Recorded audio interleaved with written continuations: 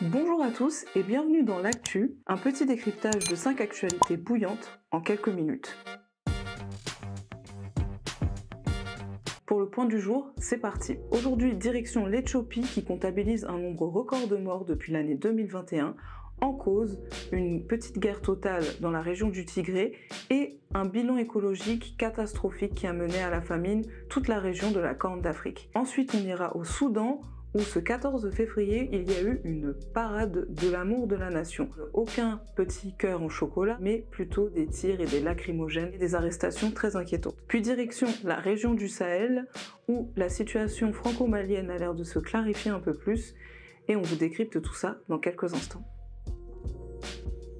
Souvenez-vous, la semaine dernière, je vous parlais du sommet extraordinaire organisé par l'Union africaine dans la capitale éthiopienne, Addis Abeba, concernant le Mali, le Burkina Faso. Toutefois, vous serez surpris de savoir que ce n'était pas gagné d'avance. Et pour cause, il y a en ce moment une grande crise dans la région de l'Éthiopie qui vit une grande guerre qui est presque une guerre totale. Plus de 80 000 morts ont été comptabilisés dans l'année 2021, ce qui fait de l'Éthiopie le pays qui a comptabilisé le plus de morts pour un conflit l'année dernière. Depuis novembre 2020, l'Éthiopie vit une guerre civile qui finalement gangrène un petit peu toute la région de la Corne d'Afrique, puisqu'elle implique le Soudan, l'Érythrée et même un petit peu les pays du Moyen-Orient qui sont pas très loin.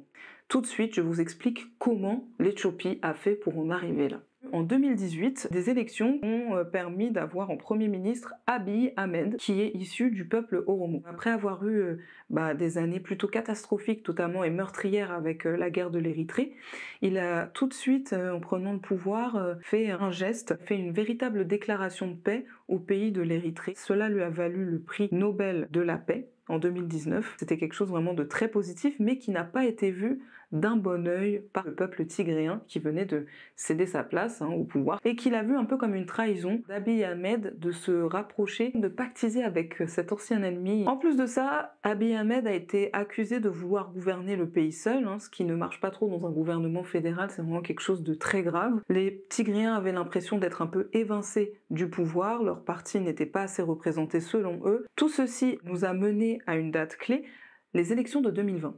Donc en 2020, il devait y avoir des élections, sauf que comme vous le savez, il y a eu la crise du Covid et le gouvernement éthiopien a préféré décaler les élections à 2021, ce qui faisait que tout le monde allait avoir une prolongation de ses fonctions durant un an de plus. Le peuple tigréen l'a très mal vécu, l'a vécu comme une entrave à la démocratie. Et donc pour contrer ça, ils ont organisé leurs propres élections. Dans ces élections-là, ils sont sortis grands vainqueurs, ce qui n'a pas du tout plu au Premier ministre Abiy Ahmed, les tensions sont montées, et c'est comme ça qu'on en arrive à novembre 2020, où la guerre est déclarée entre le gouvernement fédéral, du coup représenté par Abiy Ahmed, et le peuple tigréen. Dans cette dégradation, on a eu une grande fuite de beaucoup de monde de l'Éthiopie. Suite à ça, Abiy Ahmed a tenté de normaliser un peu la situation dans le pays en appelant la diaspora éthiopienne à revenir au pays en ce début d'année pour montrer que la situation était tout à fait vivable et en organisant, comme je vous le disais au début, ce fameux sommet de l'Union africaine comme à l'habitude, alors que les confrontations continuent.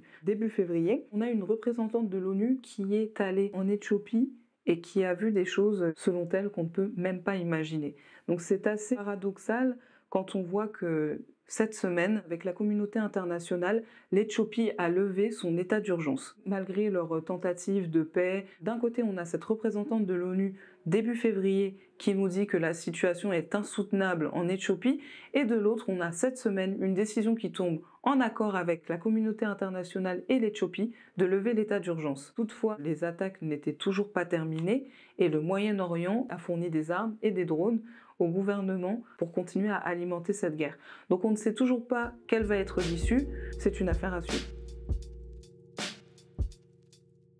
Direction le Soudan maintenant, où ce 14 février, il y a eu plusieurs marches organisées autour de la capitale, Khartoum. Donc ils ont appelé cette parade à l'occasion du 14 février de la Saint-Valentin la parade de l'amour de la nation, mais il n'y a pas eu beaucoup d'amour et plutôt beaucoup de blessés, de lacrymogènes et même quelques morts. On a vraiment eu une grande implication, des milliers de personnes sont sorties dans la rue et on a bien eu une centaine, voire un peu plus, d'arrestations injustifiées. Et il faut se dire qu'au Soudan, quand il y a des manifestations, les forces armées, les forces de police n'hésitent pas à tirer à balles réelles. Mais comment est-ce qu'on en est arrivé à une telle violence? En 2021, on a eu un coup d'État. À peu près un an avant ce qui était censé être dans le calendrier formé par la junte avec le Conseil constitutionnel des élections. Et depuis ce coup d'État de 2021, le 25 octobre, les choses n'arrêtent pas de s'empirer. Il y a de nouveau beaucoup de manifestations, de descentes dans la rue. Les Soudanais réclament sans cesse un nouveau gouvernement parce que les militaires restent au pouvoir et commencent à être un peu plus autoritaires, à écouter un peu moins le peuple. On a de nombreux ministres qui sont arrêtés sans cesse, sans grand motif visible. En ce moment même, il y a vraiment un reste dans le Conseil constitutionnel et dans le gouvernement dit de transition, beaucoup de militaires et plus beaucoup de partis civils. On a aussi eu, en ce début d'année 2022, la démission d'Abdallah Hamdok, qui était un vrai représentant de ce pouvoir de la transition, puisque c'était le Premier ministre. Il a déclaré que sa tâche avait été jusqu'au bout. Cette démission, suivie de toutes ces arrestations, ont envoyé une grande sonnette d'alarme au peuple soudanais. On est passé donc d'un calendrier de 2022 pour les élections à 2023 et aujourd'hui on en est à 2024. On a un peuple horrifié qui se fait même attaquer jusque dans les hôpitaux. Finalement, on considère qu'il n'y a pas eu de grand changement de leurs conditions depuis la révolution soudanaise. C'est une affaire à suivre. Direction le Mali maintenant, où on a une situation qui se clarifie davantage entre la France et le Mali. Donc le gouvernement malien a expressément demandé cette semaine aux forces militaires françaises de quitter le pays.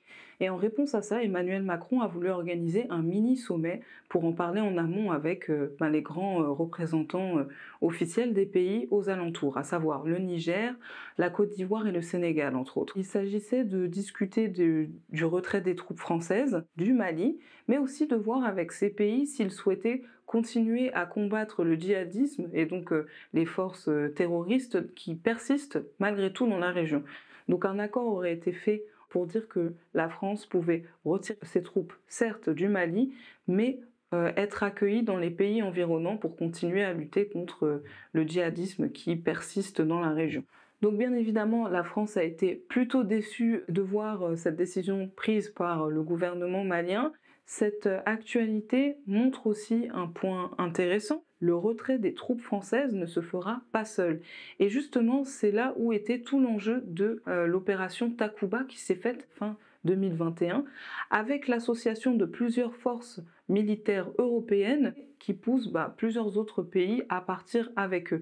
Et on a donc moins l'impression d'une emprise uniquement française, d'une ancienne puissance coloniale qui est en ce moment de moins en moins bien vue, et éviter une comparaison peu flatteuse avec les Américains et leur présence en Afghanistan. Je vous donne rendez-vous sûrement la semaine prochaine pour en parler plus. Si vous voulez en savoir davantage, je vous mets juste en haut un lien vers la vidéo de la semaine dernière où j'explique un peu plus le conflit. Direction le Burkina Faso aussi où on était la semaine dernière. Paul-Henri Sandaogo Damiba a prêté serment pour devenir président de la République du Burkina Faso. Donc la semaine dernière, je vous en parlais déjà du Burkina Faso et de ce chef de la junte militaire qui a pris pouvoir du pays. Il semblait pourtant avec son discours vouloir rassurer et intégrer la communauté internationale. Ils ont eu quelques sanctions de la part de la CEDEAO et donc cette semaine, face à un public en huis clos, quelques journalistes triés sur le volet et quelques membres du gouvernement, il a prêté serment pour devenir le président du Burkina Faso.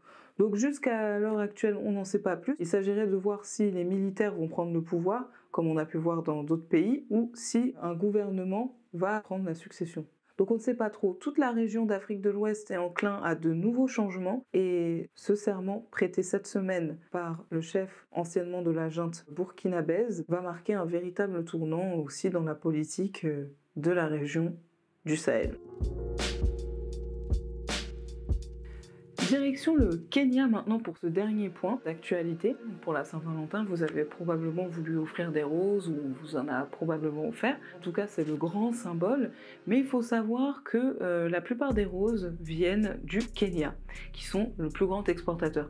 Donc en achetant une rose, vous apportez un peu de Kenya chez vous finalement. Et c'est peut-être pas pour le meilleur puisqu'il y a une grande empreinte carbone quand il faut déplacer les roses jusqu'à chez vous. Voilà, donc cette année encore le Kenya a bien vendu ses roses pour la Saint-Valentin et ça me fait plaisir de vous le dire, c'est comme une touche positive, surtout après vous avoir parlé du scandale de KFC la semaine dernière avec les frites qui ne sont pas du tout issues du pays, comme quoi les agriculteurs kenyans ne sont pas à plaindre tout le temps. Il y a des moments où ça va pour eux. Voilà, je vous laisse sur cette dernière petite touche positive du jour. N'hésitez pas à vous renseigner davantage sur des fleurs qui auront une empreinte moins délicate pour l'environnement, que vous pourrez offrir et qui seront tout aussi belles et de saison et près de chez vous surtout. En tous les cas, de mon côté, je vous laisse et je vous retrouve la semaine prochaine pour un autre point d'actu en quelques minutes. À bientôt sur Malka Media.